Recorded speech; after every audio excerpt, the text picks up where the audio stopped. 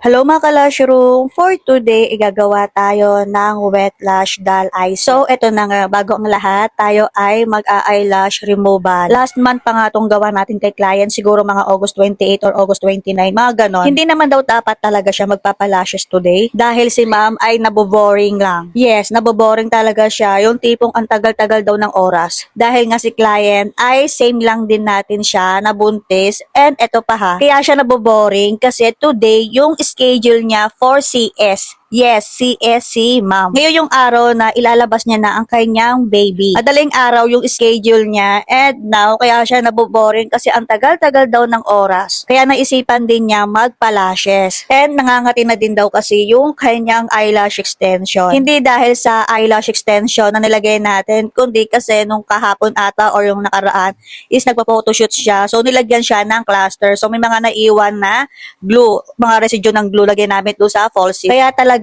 pinush talaga niya ang magpapalashes ngayon. Anyway, balik na nga tayo sa ating ginagawa. So sa part na to ay naglalagay na ako dito ng eyelash extension sa natural lashes. Yung set na gagawin natin sa kanya ay yung palagi niyang pinapagawa simula nung January this year, which is yung wet lash doll eye set. And lahat ng ginamit ko dito ng product is sa Glow, yung primer, shampoo, removal cream, syempre lalo na yung glue. Ang ginamit ko dito na lash brand ay sa Twinkle, pero sa Glow meron din silang mga lashes.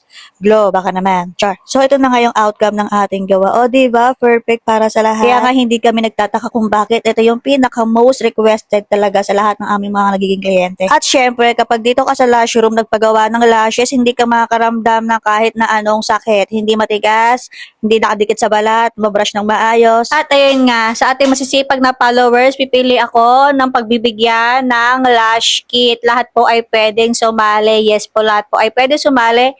Kahit po yung mga nanalo na ay pwedeng pa rin manalo. So yun lang. Thank you for watching. Bye! Mwah!